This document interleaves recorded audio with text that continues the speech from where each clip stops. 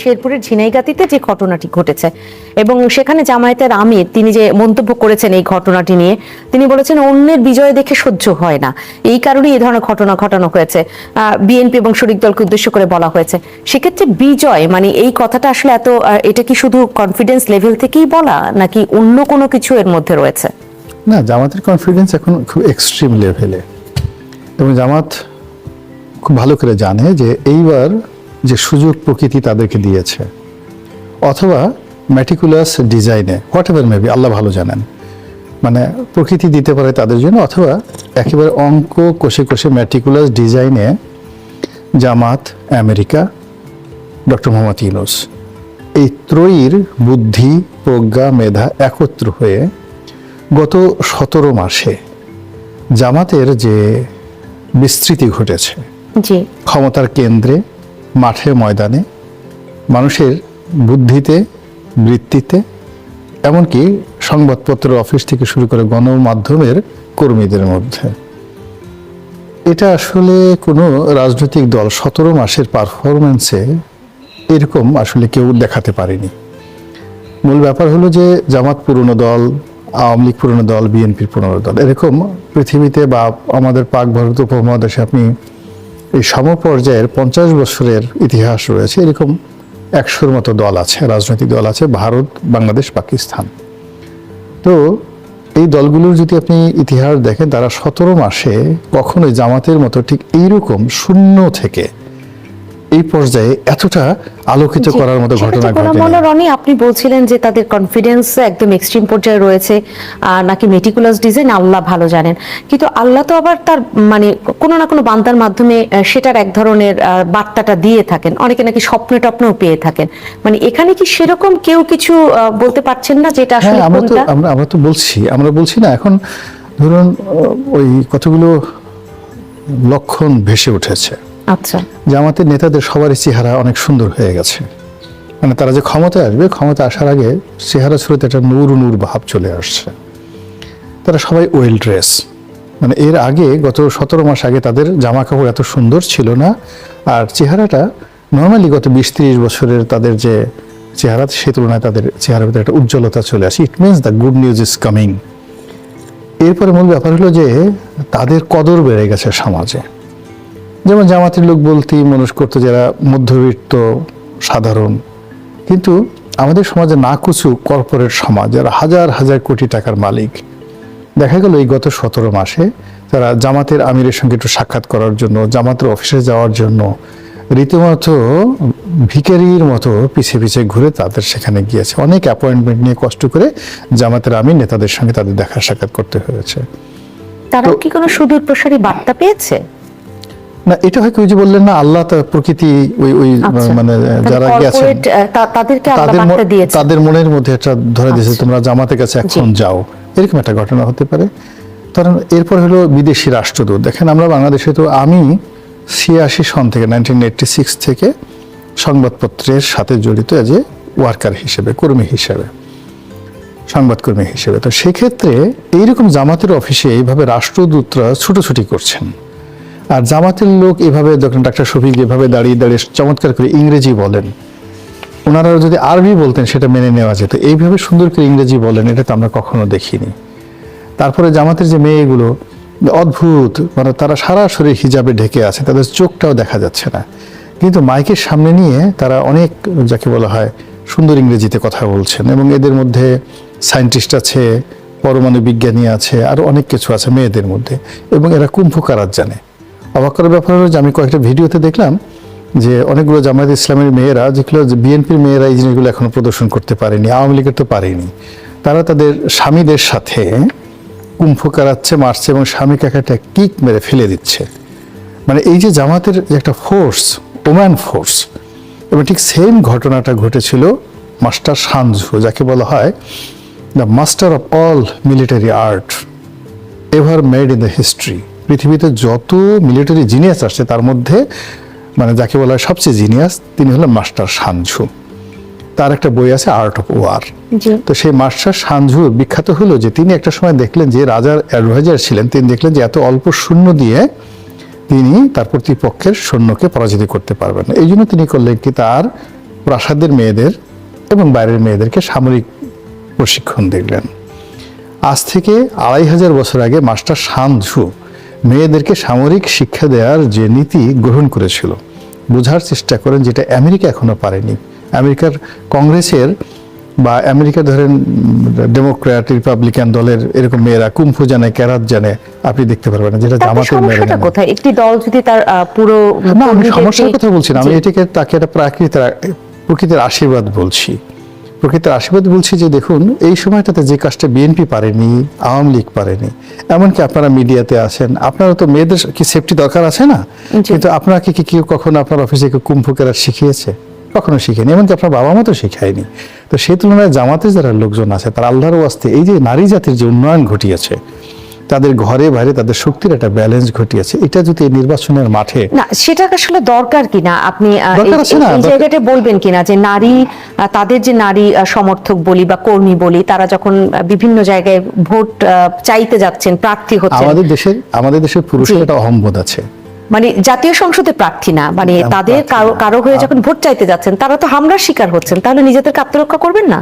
ওই জন্য তো বলছি, শুধু হামলার শিকার করছে না, ভোটের দিন দেখা গেল যে বিএনপির 10-12 জন মাস্তান আছে, তারা একটা র্যাগিং ট্যাগিং মাস্তানি করার চেষ্টা করেছে। হঠাৎ করে বোরকা পরে নারী একটা মেয়ে এসে একটা কুম্ফু মেরে দিল, একটা ক্যারাত মেরে দিল, নাক দিয়ে ঝরঝর করে বিএনপির নেতা রক্ত পড়ছে। কি দৃশ্য সৃষ্টি হবে আপনারা একবার চিন্তা করেন তো।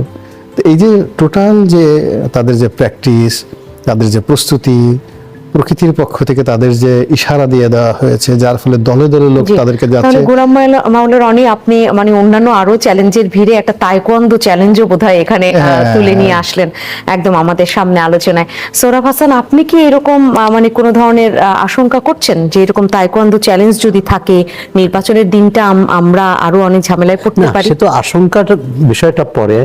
আজকেই দেখলাম যে পত্রিকায় যে জামাতের যে নারী কর্মীরা তারা মিছিল করেছে যে নারী কর্মীদের উপর হামলার প্রতিবাদে। জি।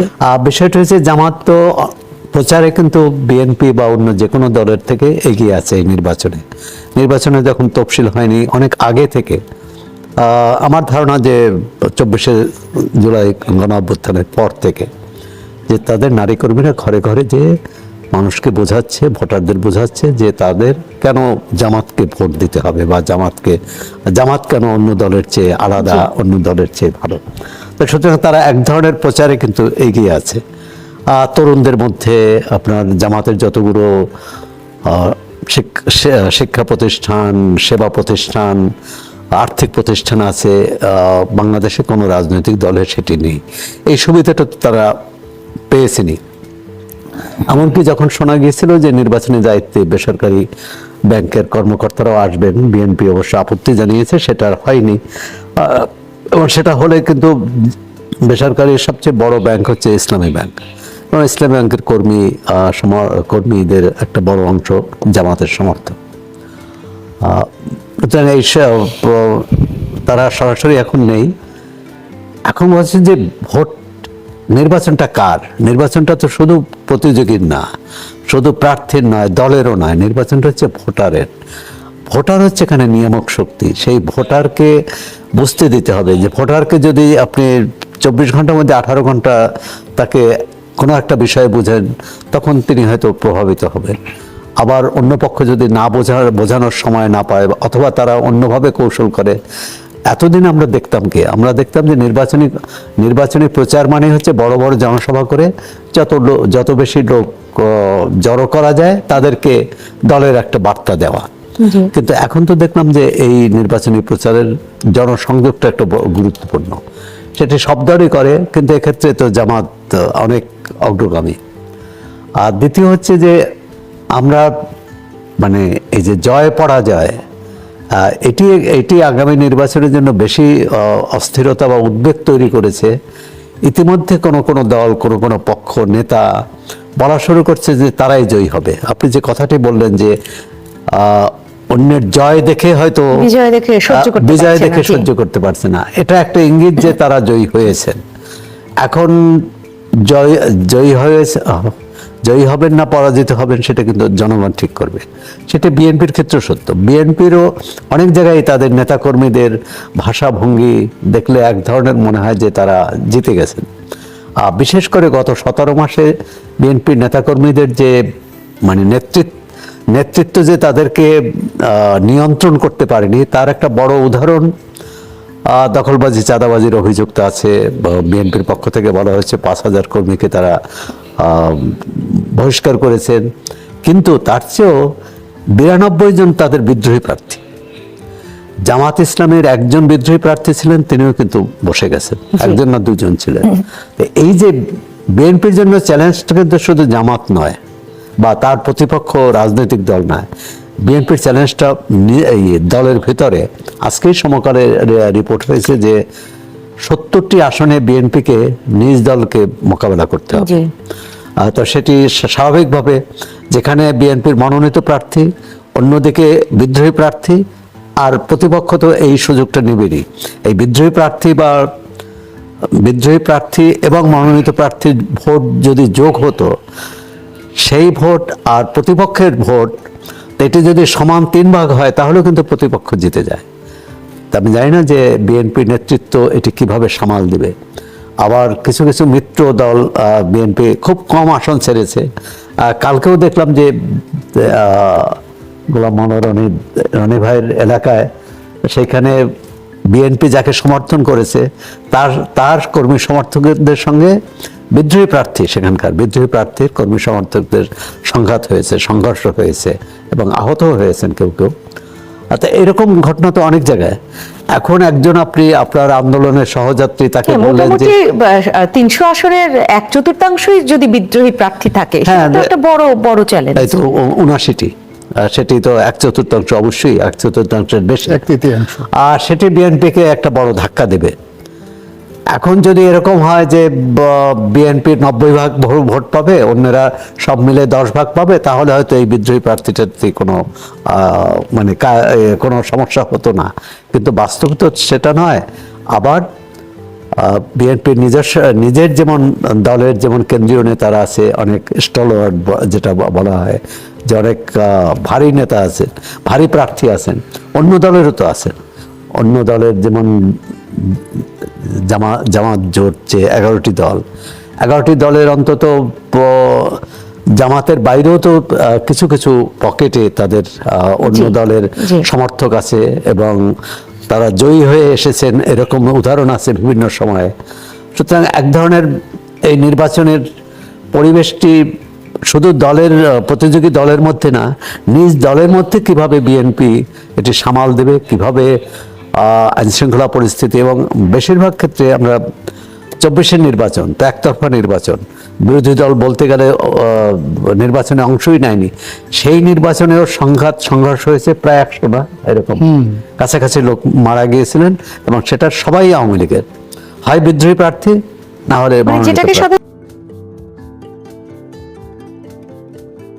রনি। আপনার কাছে সহিংসতার জায়গাটা শুনতে চাই, এবং সেখানে সোহরাব হাসান যেটা বলছিলেন যে 10 দলীয় যে জোট রয়েছে বা বিএনপি এবং শরিক দল, তাদের মধ্যে তো সহিংসতা ইতিমধ্যেই দৃশ্যমান হয়েছে, আবার সামনে আরো বাড়তে পারে এরকম আশঙ্কা রয়েছে।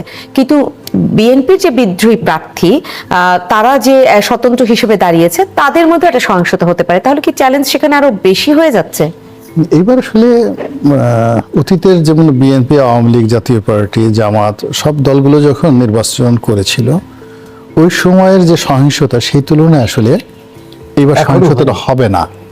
এটা হবে না। এর কারণ হলো মাঠে মারামারি করার জন্য যে প্রতিপক্ষ দরকার, সেটা এই মুহূর্তে রাজনৈতিক দলগুলোর মধ্যে সেটা নেই।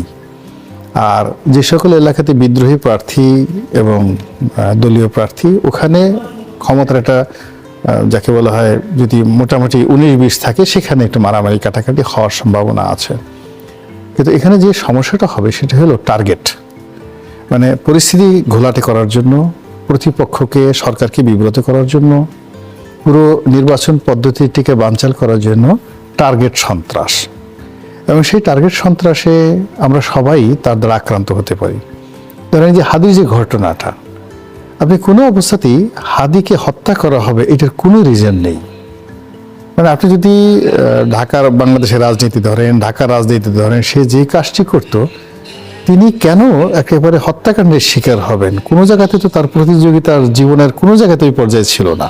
মানে প্রতিহিংসার সেরকম কোনো জায়গা তৈরি হয়নি, না এটা না না, বলছেন? প্রতিহিংসা তাকে ঈর্ষা করবে, তাকে প্রতিযোগিতামূলক করবে, তাকে পথের কাঁটা মনে করবে, জীবনের কোনো ক্ষেত্রে তার কোনো সফলতা ওই পর্যায়ে ছিল না। তো কাজেই তাহলে তাকে মেরে মানে নিঃসন্দেহে আপনি যদি যেটা বলছেন টার্গেট কিলিং, তাহলে তো কোনো একটি পক্ষের একদম কোনো একটা স্বার্থ রয়েছে। অবশ্যই সেই স্বার্থটা এরকম যখন ছিল এরকম মানে হাদিকে হত্যার পরে যে ধরনের পরিস্থিতি ঘটেছে, ধরেন প্রথম আলো আক্রমণ হয়েছে, ডেইলি স্টার আক্রমণ হয়েছে, তারপর আরো অনেক কিছু করার প্ল্যান ছিল, ছায়ানট ভেঙেছে, তারপর সংসদ ভবনে তার জানাজার পরে সংসদে ঢোকার চেষ্টা করা হয়েছে। দেয়ার আর ম্যানি প্ল্যান। হয়তো তারা 25% করতে পেরেছে, বাকি 75% করতে পারেনি। তো আগামী এই যে নির্বাচনের 10-12 দিন আছে, আমরা আজকে যে অনুষ্ঠান করছি 12 তারিখে যদি হয় 48 ঘন্টা আগে তো আপনার প্রচার প্রপাগান্ডা বন্ধ হয়ে যাবে। তো হাইয়েস্ট 10 দিন আছে, 10 ওয়ার্কিং ডেজ। তো এই 10 দিনের মধ্যে প্রতি ঘন্টা সময়ে যে কোনো ঘটনা পুরো পরিস্থিতিকে নিয়ন্ত্রণের বাইরে নিয়ে নিতে পারে, এবং সেটার জন্য খুব বেশি শক্তিমত্তার প্রয়োজন দরকার হবে না। মানুষের সেন্টিমেন্টে আঘাত করে, বা মানুষকে অস্থির করে তোলে, বা মানুষকে ভীত সন্তুষ্ট করে তোলে, এই কাজ করার জন্য প্রতিপক্ষ সবসময় তৎপর আছে। এখানে একটা বিষয় সবচেয়ে বলার প্রয়োজন, সবসময় দেখবেন যে এই ধরনের নোংরামি কাজগুলো, অন্ধকারের কাজগুলো কখনোই শক্তিশালীরা করে না। সেরকম কি কোনো ডিজাইন তৈরি হয়ে আছে, সেরকম আশঙ্কা করছেন? সঙ্গত কারণ সবাই আশঙ্কা করছে। আপনার বোঝার চেষ্টা করুন, আমি আগে কিন্তু বলেছিলাম আপনি হয়তো এটাকে হয়তো একটা ফ্ল্যাটারি নিতে পারেন বা একটা সার্কোজি নিতে পারেন, কিন্তু বাস্তবতা হলো আপনার জীবনে বা জাতীয় জীবনে যখন কোনো সুসংবাদ আসবে, আপনি অনায়াসে সেটা টের পাবেন প্রকৃতিগতভাবে। আর আপনার জীবনে যখন বা জাতির জীবনে যখন খারাপ কিছু আসবে, যে কোনো বেকুব মানুষ সেও টের পাবে। আপনি দেখুন শেখ হাসিনার পতনের 1 মাস আগের থেকে আমরা কিন্তু সবাই টের পাচ্ছিলাম, তখনও কিন্তু ঘটনা ঘটেনি, কিন্তু আমরা সবাই বুঝতে পারছিলাম যে শেখ হাসিনার সময় শেষ হয়ে আসছে।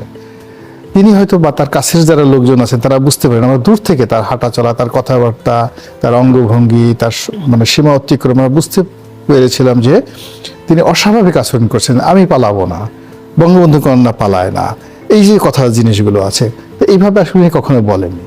তো এখন যেটা হলো যে এই সময়টিতে যদি ভালো কিছু হতো, 12 তারিখে ভালো কিছু হবে, একটা সুন্দর ডক্টর মোহাম্মদ ইউনূস যেভাবে বলেছেন বিস্ময়কর একটা নির্বাচন হবে, দেখতেন যে বাংলাদেশে বসন্তের বাতাস প্রবাহিত হচ্ছে, প্রত্যেকটা মানুষ অংশগ্রহণ করছে, সবার মুখে হাসি। আজ আমরা যে সন্দেহের কথা বলছি, অবিশ্বাসের কথা বলছি, আশঙ্কার কথা বলছি, এগুলো নিয়ে আলোচনাই হতো না। আপনি এখানে বসে এই ধরনের প্রশ্নই করতেন না। এখন মানে আমরা কিসের নিঃশ্বাস পাচ্ছি, কিসের গন্ধ পাচ্ছি, কেন এত মানুষের মন ভার, কেন এত প্রশ্ন আমাদের মনে আসে? এই প্রশ্ন তো আমাদের এখানে আসার কথা নয়, কেন এই প্রশ্ন আসছে?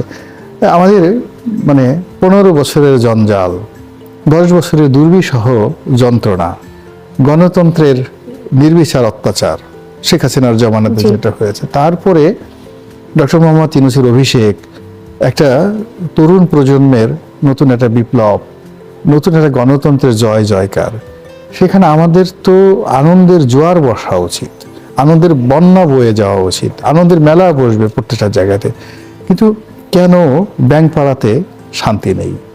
কেন শেয়ার মার্কেট বলতে কোনো আলোচনায় নেই? পুরো ডিস্ট্রয় হয়ে গেছে। আপনি প্রতিদিন পেপার খুলে আমরা দেখতাম যে শেয়ারের দাম বাড়ে কমে, এবং প্রথম আলোর মতো পত্রিকা তারা একটা পৃষ্ঠাই নীতিমতো বরাদ্দ করেছিল। এই মুহূর্তে আসলে কারোর মধ্যে কোনো স্বস্তি নেই, বা সেই উদ্বেগ উৎকণ্ঠা মানুষকে অনেক বেশি অস্বস্তিকর জায়গায় নিয়ে গেল। ছোট ছোট সমস্যাগুলো এত বড় হয়ে, আপনি ধরেন একটা গ্যাস, হঠাৎ করে এলএনজি পাওয়া যাচ্ছে, খুব ছোট।